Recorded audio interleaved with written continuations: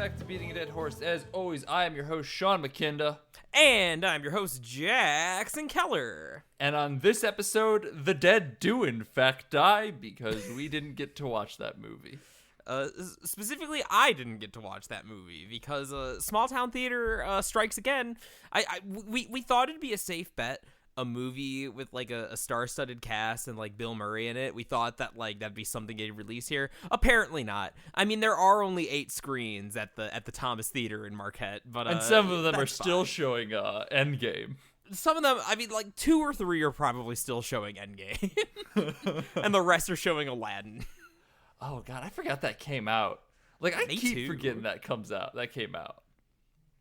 Whatever. We're instead talking about a Hayao Miyazaki movie because on the Sunday night stream, we were like, what the fuck are we going to do for this week? And people were like, you should do dodgeball. And I'm like, I don't want to do dodgeball. That sounds like it's a stupid idea. That sounds like the worst idea of all time. Especially because in the same breath, they'd be like, yeah, you should do dodgeball because X person dies in a Y scenario. And I'm like, okay, well, I don't care about spoilers for dodgeball, but also if that is all that we have to talk about, great. But then like a couple minutes later, Jackson's like, yeah, they're talking about Miyazaki films. Jackson's like, yeah, this one's great. And then friend of the stream and other people, Desi, was like, hey, why don't you guys fucking Wind Rises is also a great movie. And we're like, all right, cool, let's do that because it's one of Jackson's favorites and Desi likes it and I've never seen it. And so I mean, there's my opinion, pretty much summed up. I would say it is my favorite Miyazaki movie. And granted, I have not seen all of them. I've seen pretty much all of the heavy hitters, except for I haven't seen Kiki's Delivery Service. But Spirited Away, Mononoke, Porco Rosso, I'm familiar with all that shit. But out of all of them that I've seen, this one is my favorite. I would say probably by a pretty significant margin. The fact that it is slow and sad and about war probably is what has to do with it. Yeah, I mean, on the second watch, this is my second time watching the movie. I dare say it's not only my favorite Miyazaki movie, it is probably one of my favorite movies of all time. It's pretty fucking good in my humble opinion. But Sean, what did you think? You were the neophyte here, so what did you think of it? Well, first and foremost, let me talk about my history with the Miyazaki films. In that, I have seen Spirited Away and Princess Mononoke and Howl's Moving Castle. And I believe that's it. I'm not as well versed in like that whole thing. Like I've said this before many times. Like I have toes in the Japanese pool. I don't have I've got I know enough that I can talk about little snippets of things, but I'm not fully submerged. So I have not seen like a lot of his movies still. So The Wind Rises, coming off the heels of Spirited Away, Howls, and Princess Mononoke, started off very much in this is a Miyazaki movie, and then it pumped the brakes and turned into way more. I honestly compared it in my mind a lot to Roma, where there's just kind of scenes that would not necessarily serve a purpose, but more just to create the atmosphere. And I dug it. I think I liked it. I say I think I liked it. I liked it. I'm just kind of left. It didn't hit me in the same way that it hit Jackson. And part of that, to be fully candid, is I watched the dubbed version because it was the only one we could find. Which Miyazaki dubs are always done by like people with some talent too. So it was like Joseph Gordon-Levitt, John Krasinski, Emily Blunt, fucking Stanley Tucci, Werner Herzog was in it, like Martin Short. It was a crazy cast list for the dub, which is good, but also kind of distracting because listening to John Krasinski hit Jiro in like the most Japanese way he can is very strange. Yeah, it reminds me of in Big Hero 6, there's like everyone calls the main character Hero by his real name, but like there's one girl who like sticks out as trying to pronounce it like as correctly as she can, and it's really off and strange. Yeah, it's exactly that. Yeah, no, it sounds like her. Plus, the other problem with dubs is sometimes the voices, like, they have to kind of speed it up, and so, like, there's just, like, weird pacing issues where, like, a sentence will kind of overlap a little bit, and that could, lower some of the impact. It doesn't have the same slow pace that a sentence might have had in Japan, which makes the whole scene seem a little bit more frenetic. So part of the flaws could absolutely have been that I watched the dub version, which is on me, but I also, as I said, tried, struggled, and could not find a subbed version. So I mean, Disney owns the rights to showing it here, and like Disney's pretty notoriously like hard about like online streaming and piracy and shit. And I imagine that they'd want to push the dub version since it has all those stars. I mean, that so said, as soon as you fucking search watch this Wind Rises, the fucking first link is a pirate streaming service of it, and it is the dubbed version, but they're clearly not trying that hard. Amazing. Fortunately, I live in a small enough town that Family Video still exists, so I got the DVD for $1. So you know what's crazy is that there's actually a Family Video like 2 blocks up the road from us, and we just never go to it.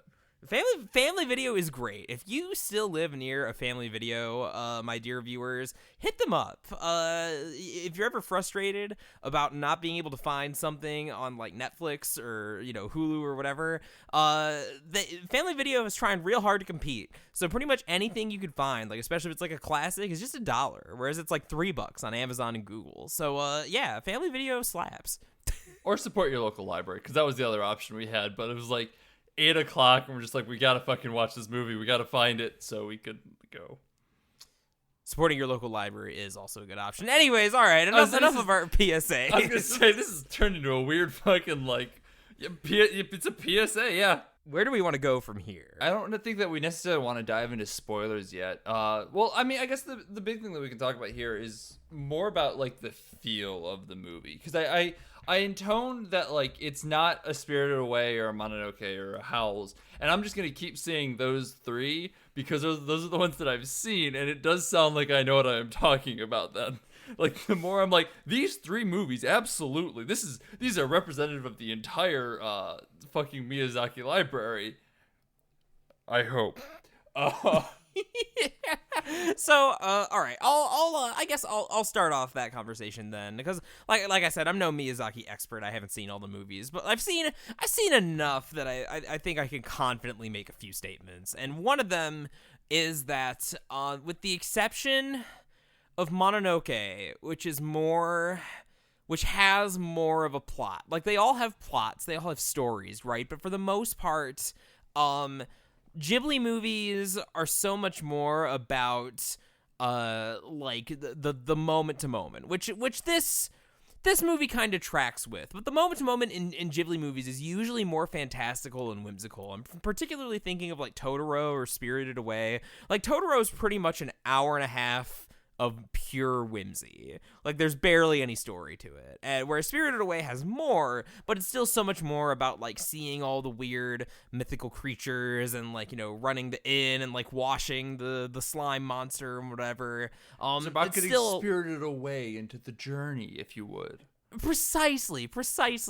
Yeah, usually there's like, I mean, I guess on reflection, Wind Rises is also kind of like this, and that there's a lot of moments until like the last half hour, and then there's a lot more of a clear story. Like, we have to go find the little sister who is missing, or we have to go to the other hag and like save the dragon prince boy, or whatever the plot of Spirited Away was. It's been a while since I've seen it. But in this regard, Wind Rises is also kind of similar in that like the first like hour and a half of the movie is more about the moment to moment, like showing Jiro's life, our main character, and sort of fleshing out his background and like the setting, whereas the closest thing to an actual plot is the romance, which is set up earlier in the movie, but kind of gets put on the back burner until the last like half an hour where it takes up a lot of the attention. So structurally, I guess I'd say it's definitely of a kind, but the fact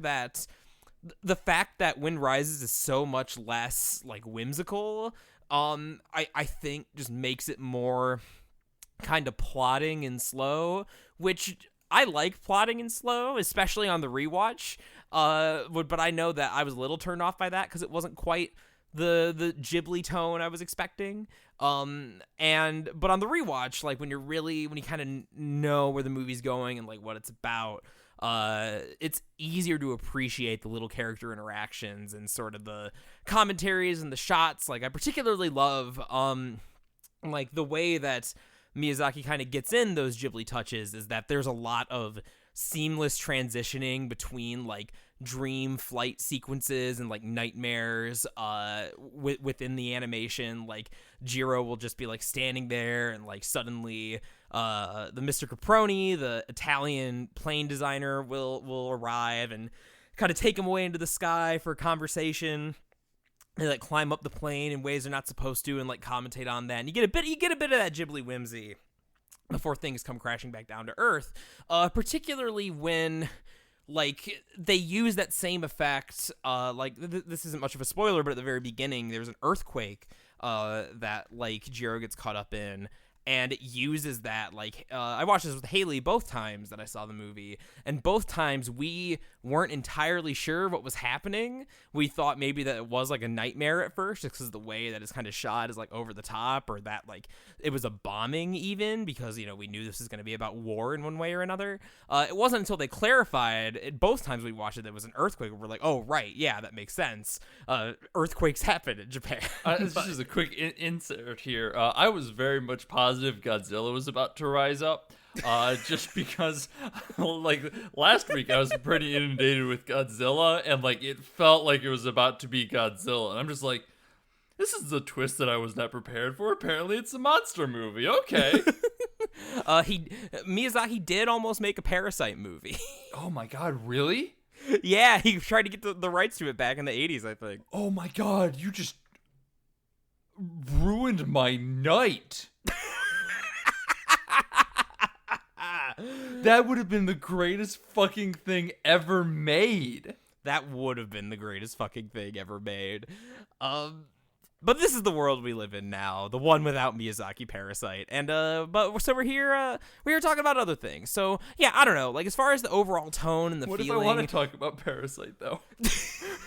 Then you save that for the Parasite episode, Sean.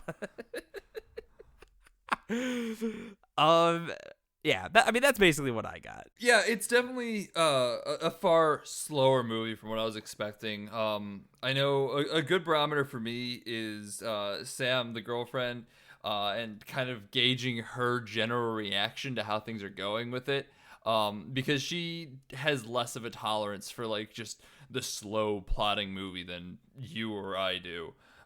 So like I definitely kind of caught her a little glazed out from moment to moment, which I get. If you're going into this expecting, a Spirited Away or something like that, that is not what this is at all. It's got the same, like, gorgeous visuals, some very interesting designs. Like, early on, you get, like, some goofy bomber-looking things that look kind of like Mickey Mouse cartoons in a way. Yeah. That's really cool, but, like, after that, then it is all very grounded in reality. Even the kind of fantastical plane designs are still very much like real. They don't feel out of place or out of the ordinary. They definitely feel like just as a side note, I love the like theoretical dream plane designs because they're not that outlandish, but they totally feel like something that would be outlandish to someone in the 30s. You know, like I like. Oh that yeah. feeling. And they also look really stupid, but like yes. in a great way. I mean that like. With love in my heart, they look stupid. They're just giant Wright flyers. They're like 6 wings stacked on top of each other. Like, you fucking jackasses, that ain't gonna fly. What's wrong with you? But yeah, so like it's definitely not your conventional Ghibli movie. But like as I said, even though I'm kind of not fully sure where I fall on on the movie. I want to watch it dub now, or sub. Fuck, sub now. I want to watch it sub now. Because I feel like that might honestly improve a lot of my viewing experience from it. But if you are like a Miyazaki fan, or even just someone who likes this type of movie, I would say go find it anyway. I liked it a lot, at least enough that I would recommend it to people, just because I think it's a very interesting movie, if nothing else. Interesting, and sort of like, I remember when this came out, it's pretty controversial, and we're gonna get into that, I think. But like it's definitely worth seeing, and I think like keeping in mind that, you know, Miyazaki's always saying that he's gonna go into retirement, and like, you know, it didn't stick this time, it didn't stick, you know, the last time that he did it. But I also think that like keeping that in mind, that like it seemed like maybe he was for real for a bit there. Like, right, like I feel like that's a reasonable thing to say. Like, I don't know, like I'm not an expert on the man's career or anything. But like, this movie came out in like 2013, and his next movie is gonna come out in like 2020 or 2021. Like, that's a pretty big gap. And between then, like, Studio Ghibli themselves sort of dissolved, and like, you know, created new studios and sort of scattered to the wind. So maybe it really did feel like maybe he was serious. And I think with that context in mind, as like sort of the capstone to Miyazaki's career, I think if you're interested at all, like in like him as a director, like if Spirited Away and Mononoke are among your favorites, I think you owe it to yourself. I think it's a very interesting lens to look at this movie through. Agreed. I mean, that's really what I gotta say. Like, I don't think either of us are gonna be like, yeah, fuck this movie. I mean, we're clearly not. We've already gotten past that point. But like, as I said, even with my kind of more, I can't even figure out exactly how I feel about it, because I don't want to call it like a tepid take. I don't want to call it a lukewarm take. It's tempered take. Tempered maybe? Feels like a good way of putting it, because I'm not like hyped about it, but I'm not down on it. It's so weird. It's not even like mediocre. It lies in a place that is kind of ethereal to grasp. I guess to try and pin me down, I'd say I'm pretty hype about it, especially on the second watch. I definitely put this like I said, this is an all-timer for me. Probably this might be like top 10. This hit me in a lot of the good places, and me and Haley were weeping openly by the end of this, both times that we watched it. So yeah, we didn't get that, unfortunately. It just kind of ended in the way that it ends. Let's talk about spoilers so we can talk about stuff like that. Let's talk about spoilers. Hell yeah. Before we do, though, next week we're going to be talking about Toy Story 4. We haven't done a kids movie in a long ass time. And we're going to come back and talk about this one. I'm excited. I've heard actually really good things about it so far. We've been kind of down on it when we've been mentioning that we're going to talk about it, just because why would you make a fourth one? The original trilogy was the perfect trilogy in cinema. What the fuck is wrong with you people? But apparently it's pretty good. So I've heard nothing about it. I keep forgetting that it's coming out. And now that you've told me that people are saying it's good, I'm nervous. I'm scared. I don't want to believe, but I do at the same time. Well, find out next week. For now, though, let's start with the controversy. Let's start with the setting and like the way that the wind. Oh my fucking god! That will not be the last time I do that this episode. I'm not even gonna try and edit these out. You guys can just make fun of me for it. For some reason I am positive this movie is called The Wind Also Rises. It's The Wind Rises. So we're gonna talk about the way The Wind Rises uses setting, and like the fact that it's set during World War II and kind of is about the guy, and not kind of, it is about the guy who developed the Zero plane, which did some devastating things in World War II.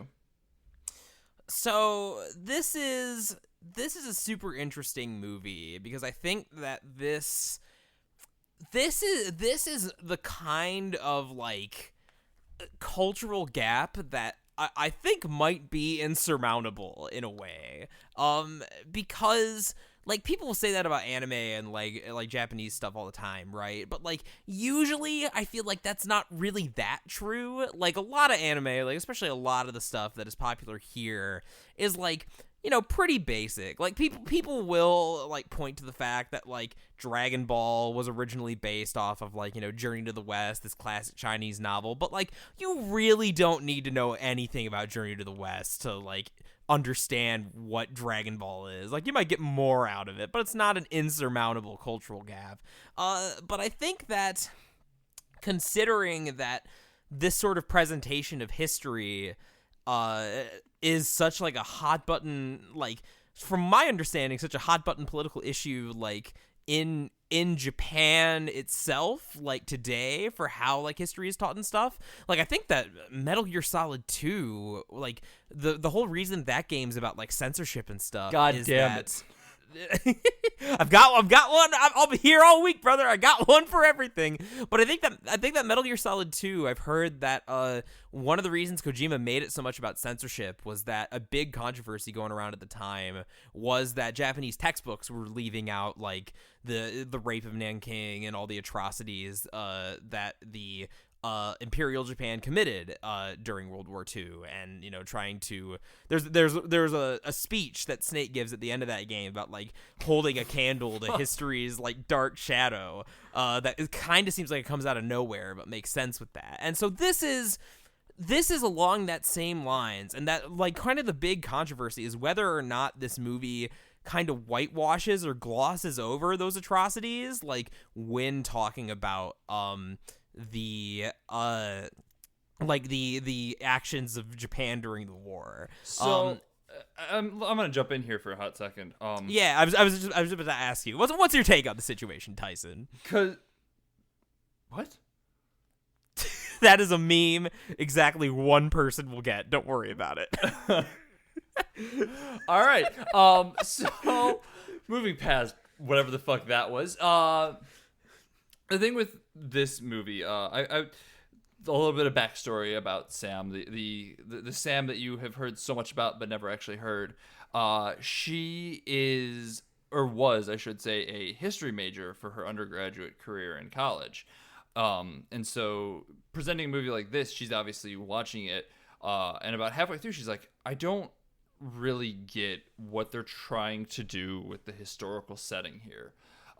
Because it is very much set during like the periods of World War I to World War II. And just as a quick aside, I really liked in the first dream sequence where like you have that black cloud coming in with all the bombers and stuff like that, clearly representative of like the national anxiety of World War I coming to Japan and stuff like that. Like that was really fucking cool. I dug the symbolism in it a lot. Neither here nor there, just wanted to compliment the movie. So it's an honest question, because if you go into this kind of like, oh, it's a historical fiction movie, it's obviously going to be, you know, more tied into history. But in my eyes, it's not. It's tied into the culture of Japan, but not necessarily the history of Japan, because despite the fact that like history and culture are intrinsically linked, they are two still very distinct and separate things. In this case, it uses the history as more of a setting. It's not so much about World War II as much as it is a backdrop of World War II. It doesn't dive necessarily into, well, here's what it talks like the Nazis are bad. Like it clearly says that just to be like, look, we're not agreeing with the Nazis. But it doesn't really kind of dive into like the politics of that. It's more about like, this is what's happening, and this is what this guy's life was growing up in that time period. And then it talks about like the culture of Japan around that time, and you know, continuing on from there. But if you're not expecting that angle, going into it being like, well, they're just kind of being like, hey, Japan did nothing wrong here, especially as an American audience, because I kind of felt that way for a little bit too, then I kind of pieced together what was happening, it can be a little off-putting. So I've got a slightly different take on the movie's treatment of history, and I think that basically, here's my thesis, Sean, and you're gonna love this because this is another Metal Gear reference. We need new touch points, okay? We need to find new touch points. Metal Gear is the eternal touch point. It is the one true God. I'm gonna be baptized by Solid Snake. Anyway, this is basically a movie about Otacon, about a guy who's got a dream. Oh my God. Who's got a passion, and whose dream and passion is used for disastrous ends. And I think in order for that to work, if you go too hard into the into the political angle of what was exactly going on with like Japan's alliance with the Nazis and all that stuff, I think that general theme, and this is something that pervades like pretty much every aspect of the movie and of this like kind of romanticism or this ideal like scenario being used to paper over something ugly. Like the shot that like I think is the most telling, like I love this shot and would even go as far as to call it heavy-handed, is when they're like exploring the German bomber and like, you know, they're talking about, wow, like this is such an amazing machine, like, you know, it's made completely of metal, like how do you even keep this afloat? And then it zooms out and you see like through the skeleton of the plane that it's carrying a shit ton of bombs. Like Miyazaki is the lesson in the movie is very clearly not like, you know, our dreams overcome, you know. Wait, are you talking about In the Wings? Yeah, In the Wings. Were those bombs? I thought those were like fuel tanks. I thought they were bombs. Like, I thought it was like storing a bunch of shit. Because that's two totally different readings on it. That would bring totally different meanings to the scene. Yeah. So all right. So I guess like. I think the ending is what makes it, like, you're right, there is some ambiguity. I might be completely wrong. I don't know anything about planes. Those might be fuel tanks. But like, I guess, like, I didn't want to jump too far ahead to the ending, but I think the ending really sums it up. And it's such a brutal fucking ending for so many reasons. In that, like, you have Jiro talking to, like, his hero figure. And he's like, well, you know, you did it. You had your 10 years as an artist, basically. And that's, you know, there's a whole other subtext about, like, the role of the artist here that you could get into because Miyazaki's clearly, like, reflecting on his own career. And he's like, well, how do you feel about it, Jiro? And he's like, you know, it was mostly great, but I still feel kind of off. And then, you know, Caproni is like, but you made this wonderful machine. You made the Zero plane and you made all this. And they're like, yeah, but none of those planes came back. Like, so many people died. And, like, the movie kind of leaves on this uncomfortable angle of, like, you know, that's the price of ambition, my boyo. Like, that's what Caproni's saying. But Jiro, between this and the romance element that, you know, I'm gonna leave to the side for now, like, is so clearly devastated by the results of his work. I think that, like, to me, I one of the things that I like about the movie is that I think it's got a clear, like, anti-war, like, condemnation of Japanese culture specifically. Like, I do agree with you that it has a lot to say, like, about, you know, the current culture and where it came from. There's a lot of little scenes where, like, I'm thinking of the one, like, if you have heard, like, I know you've heard about this, Sean, but, like, for, you know, the people listening at home, like, if you've heard at all about, like, Japan's birth rate problem and that, you know, everyone's working themselves to death and not having a family or children or, like, leading fulfilling human lives, basically, there's, like, a little scene in there that, like, it's just one line of dialogue, but it's like, ooh, when Jiro's buddy is like, yeah, you know, I'm getting married, I'm sneaking off to get married, it's pretty fucked up, isn't it? Gotta have a wife and a kid in order to motivate me to do better work. And there's a lot of little moments like that are such obviously, like, directed, like, pointed commentary at like Japanese culture, Japanese work culture, and all this other stuff that contributed to, I think, a lot of the atrocities and this desire for, like, industrialization. Like, that's a big mindset a lot of the characters have, and that, like, oh, Japan's falling behind, like, you know, we gotta reassert our, like, glory and dominance and, like, catch up with the other powers. And that kind of, like, nationalist thinking is what would lead someone to ally with other nationalists, to say the least.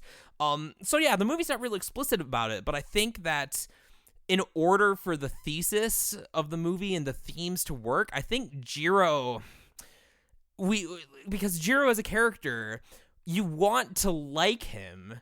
Like, he's a likable, kind, like, hardworking guy, but also he's very obviously turning a blind eye to a lot of the real shit that's going on. Like, you can see this, like, I love that scene where the weird guy with the long nose in the hotel, he's talking to him, and he seems like they're just having a grand old time.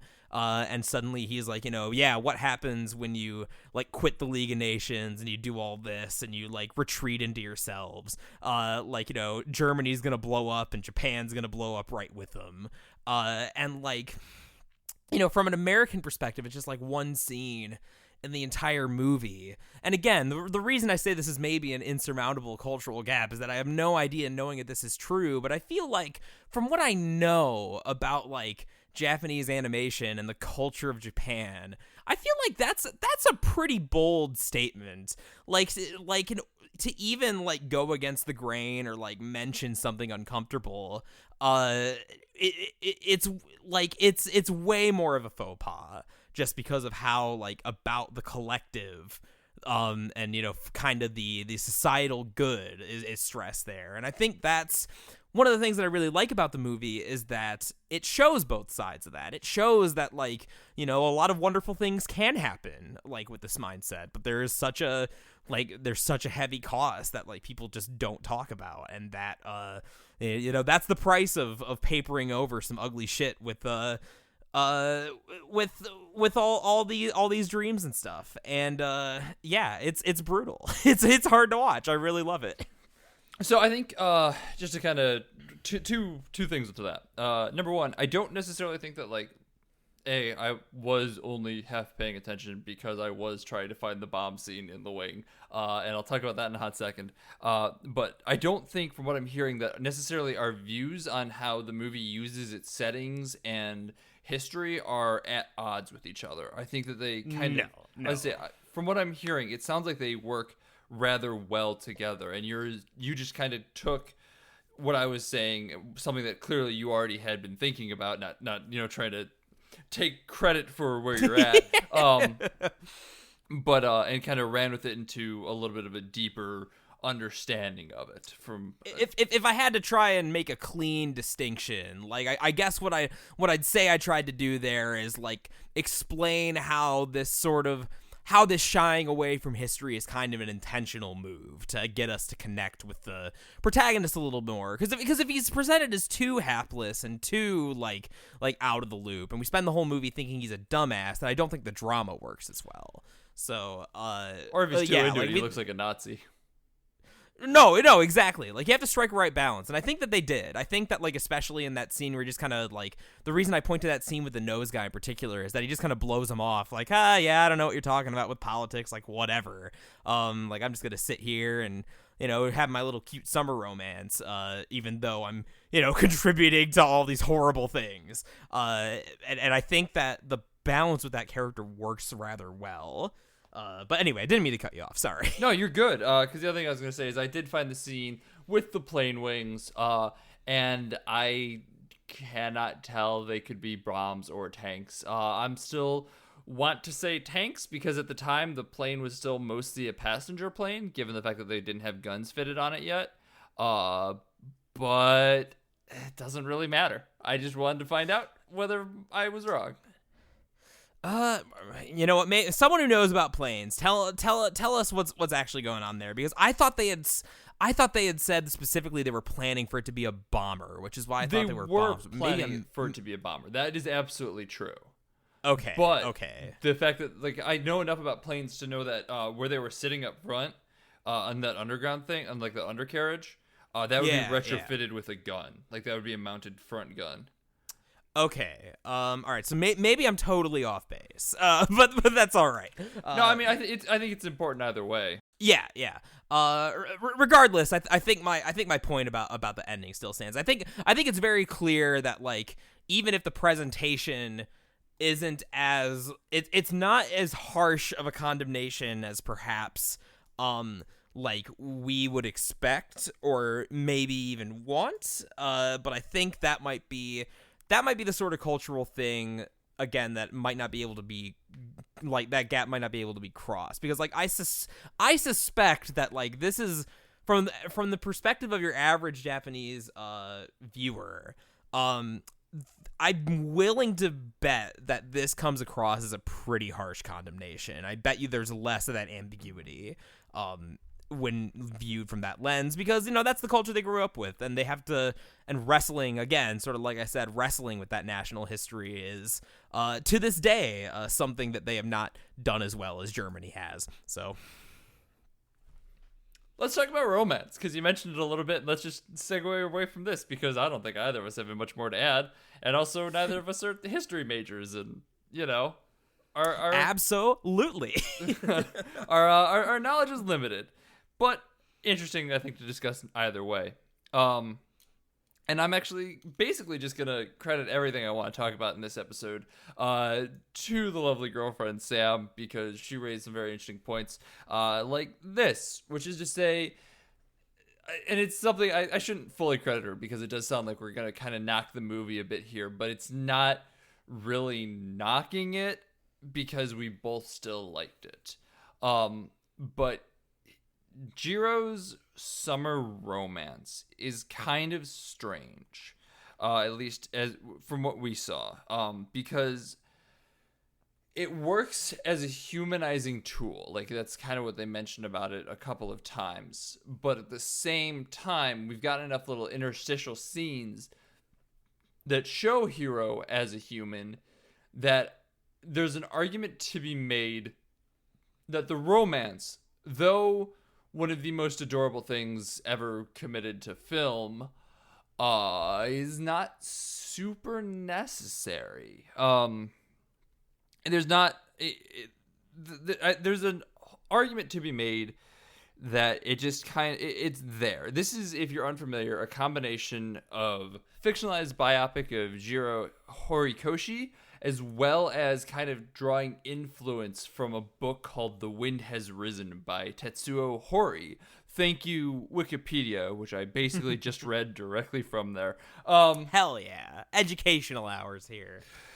So it's the romance is mostly from that Wind Has Risen book, which is about a girl with tuberculosis, very similar to the way this movie plays out.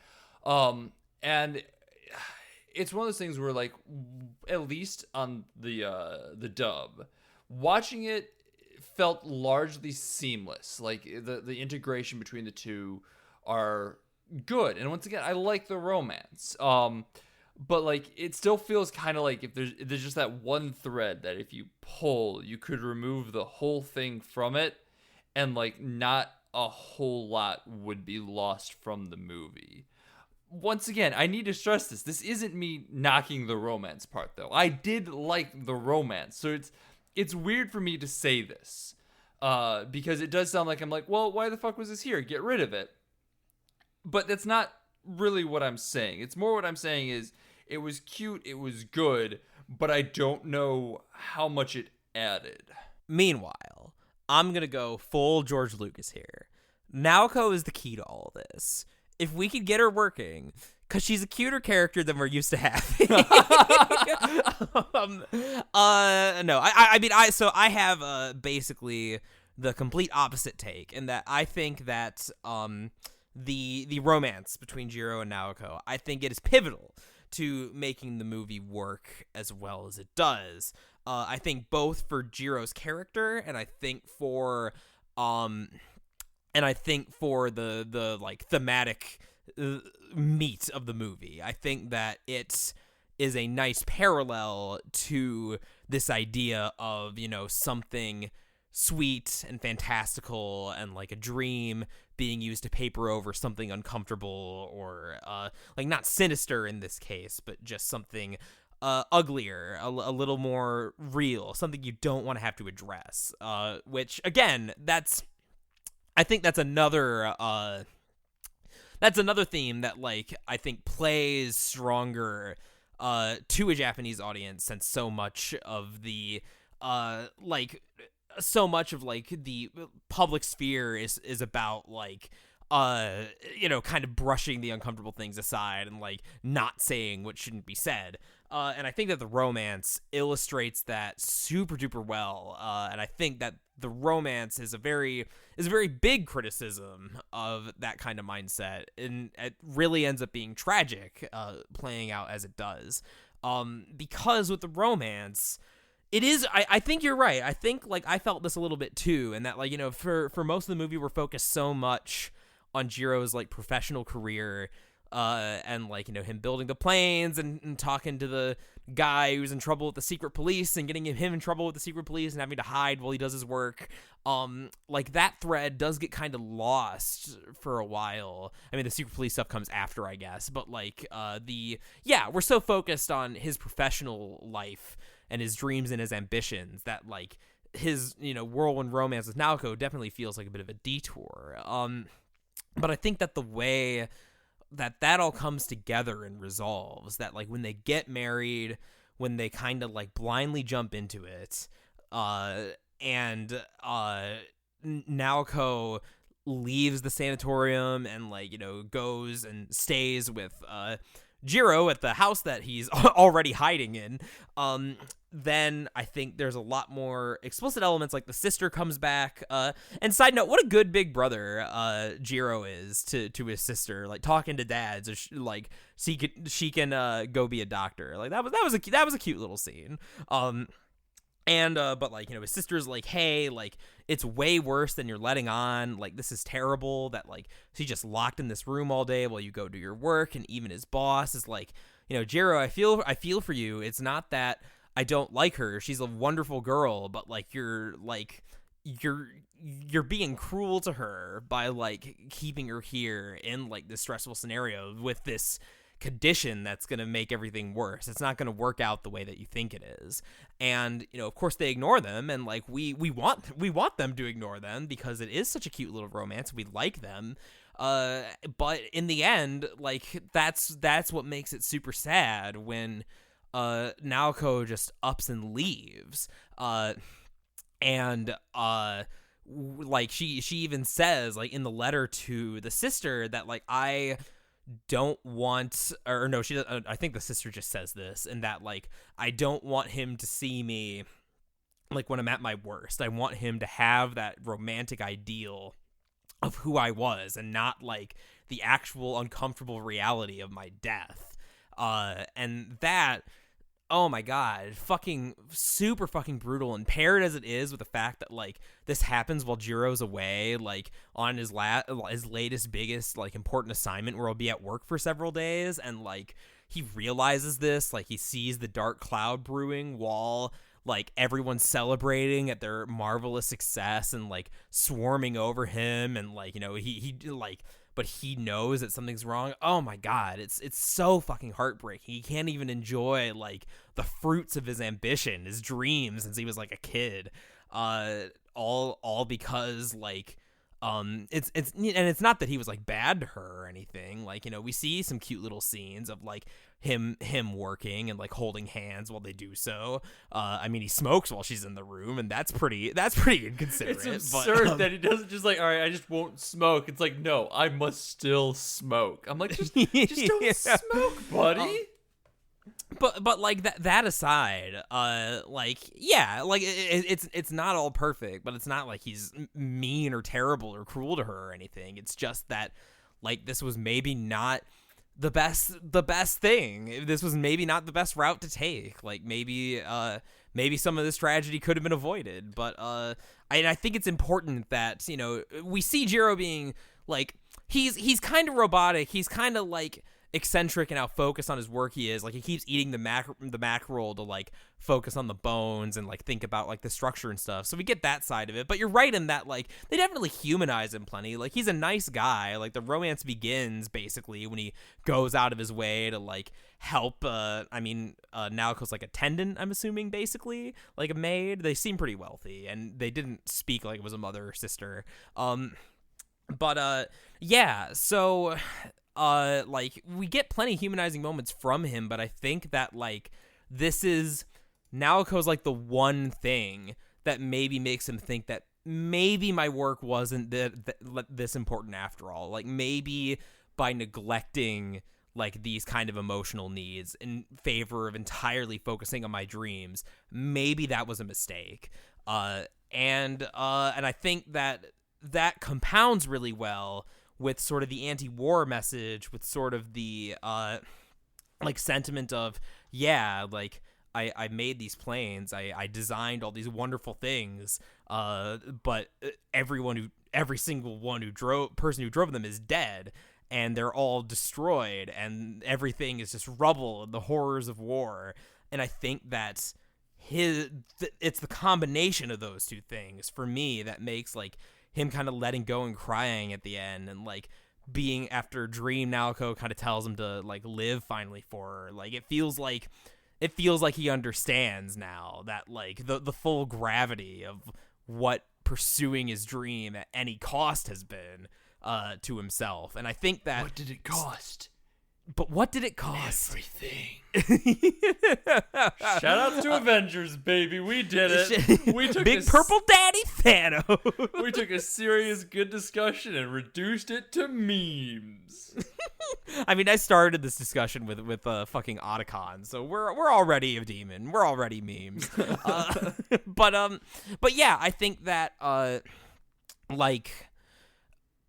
yeah, I think the romance in that way is super important, vital, especially thematically, and I think that there's a case that can be made that like with that romance being the one thing, like even just on a literal like character beat perspective, to like sort of knock some sense into Jiro at the end there. So I would make that claim. That's the position that's the hole I'm gonna dig. That's the hill I'm dying. I'm gonna say that's a good position. I think you've swayed me a little bit on it. Because I wasn't really looking at it as kind of like the tragic artist trope. I don't know if that's like what that trope would be called or anything like that. But that is basically what it is. You know, it's an artist who's poured themselves into the work so much that they lost sight of everything else around them. It's, you know, not necessarily a unique thing, but it's executed well here. And like with that context, I think it really kind of helps underscore what the romance is that I might have missed.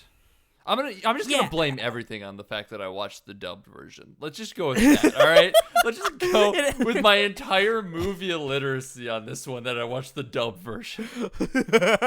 No, and so to be fair, like I don't think that it's like it's a matter of like movie illiteracy. I think also like I went into this movie, even the first time I watched it, like kind of looking out for those things, specifically because if you think about it in the context of this was Miyazaki's like swan song, this was like his statement on his career, like those elements seem to come to the forefront a lot more. And granted, I don't know a lot about Miyazaki's personal life, but I mean, given the fact that like his son, Goro Miyazaki, has made some films for Studio Ghibli, and like they haven't like lived up to the legacy of his dad. I like From Up on Poppy Hill. I'll go on the record as saying that, but I'm sure that's caused some tension in like his relationship with his family, and like so I think you can kind of see a man like reflecting on these sort of things, and I think that that's the lens that I had approached the movie.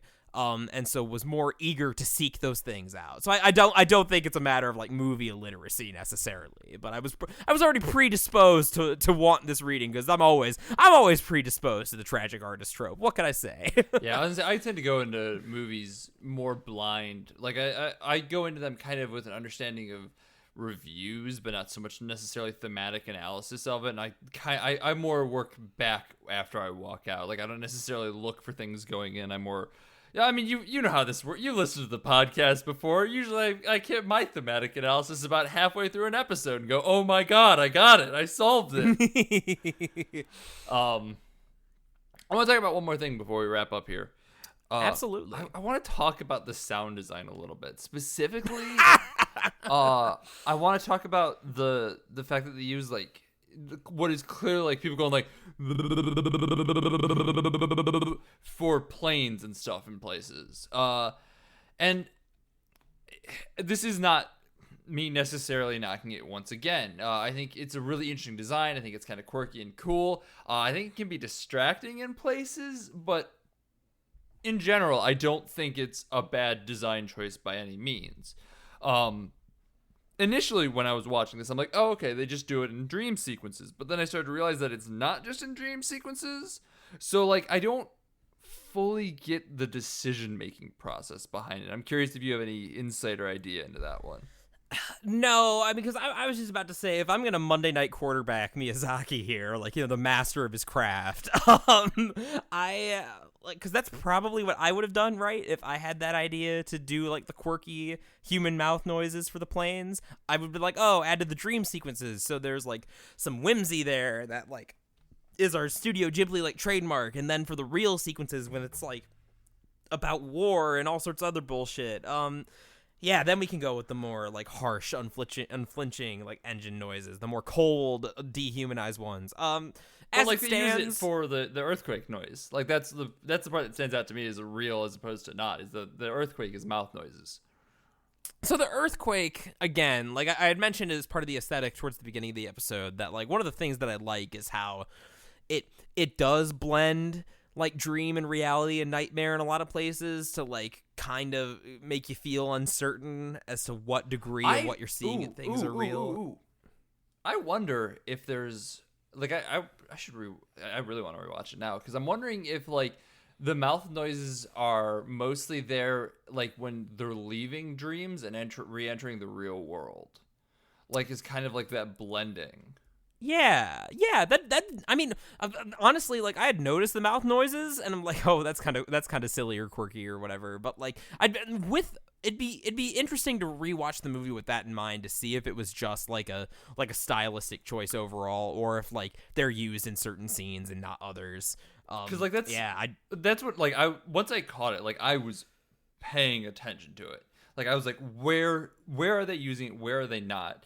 Like trying to, I wasn't necessarily looking at the transitionary element of it as much as I was just like, is there like a certain time that they are using it? So I'm curious if they are more transitionary than like dream versus reality or anything like that. Yeah, I can totally see that. Because like I can't imagine they're just like just put it in on this scene. Why the fuck not? This one's a mouth. That one's a plane. Yeah, no, I mean, like, there has to be some sort of rationale behind it. I just don't know if I can decode it at the moment. Yeah. Well, that was the last I got. You got anything else you want to say before we wrap? Watch this movie. It's great. There you go. Hearty recommendations. I would say watch it as well. Probably don't watch the dub version. Especially if you've watched Steven Universe, because young Jiro is played by the guy who plays Steven, and I just kept waiting for the theme song to break out. Anime fans, the main voice of Jiro is none other than Hideaki Anno, the director of Neon Genesis Evangelion and Shin Godzilla.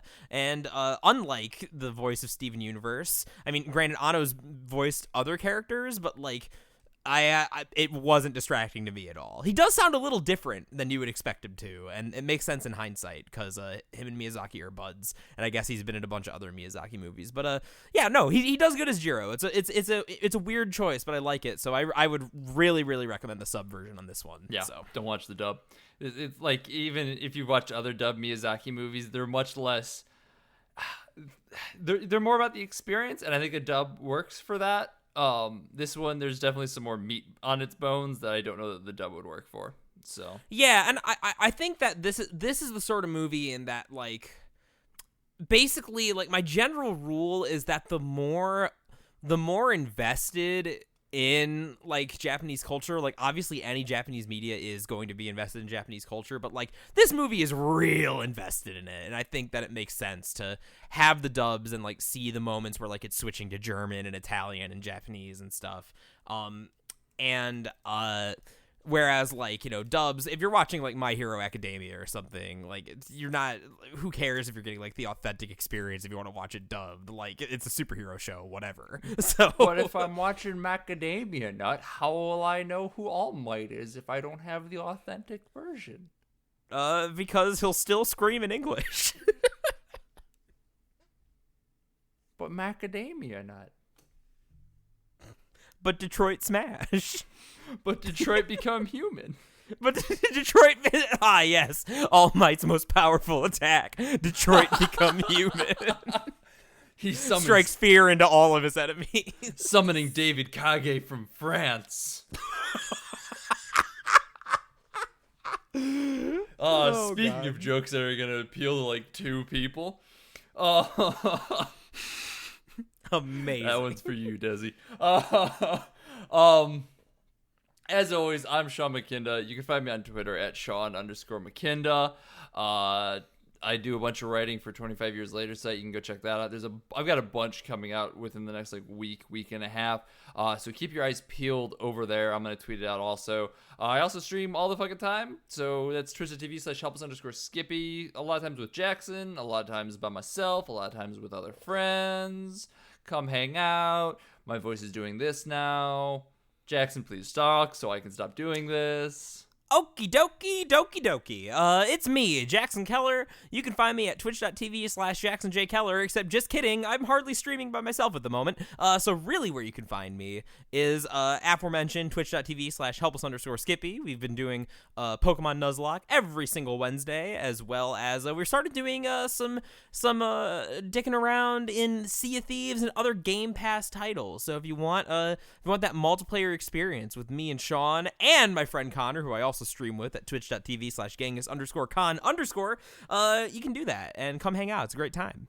And if you want to get in contact with Jackson or even the podcast as a whole, you can do so by tweeting at BADHcast on Twitter. It's also where we post updates, sort of like when we have to watch a different movie because one of us doesn't get the movie, Jackson. And just, keep your eyes posted there. Sometimes I post funny things. I don't post that often there. But you could follow it and I'll start posting more suggestions. He made a video of Thanos with Yoshi noises that's pretty good. So if ever I make one of my weird bounties, check there, because Sean will usually pull through for me. There you go. Also, if you want to get in contact with us, you can do so over on the Patreon Discord, which, speaking of the Patreon Discord, the consensus seems to be that they're gas tanks, Jackson. Okay, then I admit defeat. They were gas tanks. That's so weird. Why zoom out so ominously on them then? It was more to show the plane. Like it was a shot of like the whole plane. Like they're pulling out to go from the innards to the outside. Like to kind of show the way the plane wing looks and everything like that. Like that's something that they had done previously too. Like it's very much focused on like the designs of the planes. You're right. You know what? That would have been a cool shot if they were just doing all this stuff and they were like, there were bombs on the other wall talking about it. That would have been cool. I'm sticking by it. No, it would have been very effective. I agree. But all right, I'm a smooth brain. I concede defeat on this one. Well, if you want to contribute to that discussion and go yell at me because Jackson was actually right, you can do so by joining the Patreon Discord over at patreon.com/BADHcast. There's 3 tiers, $1, $5, and $10. All 3 tiers do get you into the Patreon Discord, but the $5 tiers also get you access to our monthly bonus episodes, and the $10 tier gets you access to requesting bonus episodes, so like you get to choose what we do next. And you get a very special shout out at the end of every single episode. Thank you so much to our $10 patrons, Julia, Travis, Autumn Keller, Summer Skaggs. Y'all are great. The last 2 are family, because that's the way it goes. Thanks, Jackson's family. Also, thanks to Lords of the Highway for the use of our theme song. It is Suicide, alternate take off the album High Octane, Low Expectations. They're a wonderful band. They're on Spotify, all the other great places you can get music. Go check them out. Give them your support, all that good stuff. And thanks to 25yearslatersite.com for the endorsement. They're a really cool group of writers, way more talented than I am. Talking about all sorts of stuff from horror to TV to video games to movie news to Netflix to, I don't know, other media stuff. It's all sorts of shit. They talk about everything, and it's great. All analysis, some really in-depth reviews. Go read that site all you can. And me. And also, for the last week, I'm going to give a shout out to our friend of the podcast, Sam Borchardt, because his album is coming out on the 23rd of June. Are you a sad boy? Do you need some lo-fi chill beats to relax and or study to? Well, Rio Nero's self-titled debut album launches on June 23rd on Spotify, Apple Music, and iTunes. You can pre-save or pre-purchase now at distrokid.com/hyperfollow/RioNero/RioNero-3. That's distrokid.com/hyperfollow/RioNero/RioNero-3. It's some great music. He's done some really cool stuff with it, and all proceeds are going to like charities and stuff. So you should definitely go pre-purchase it for him because he's a talented dude. Next week we're gonna be talking about Toy Story 4. Bye.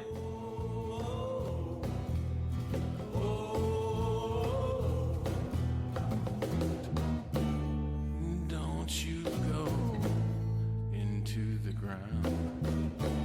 Don't you go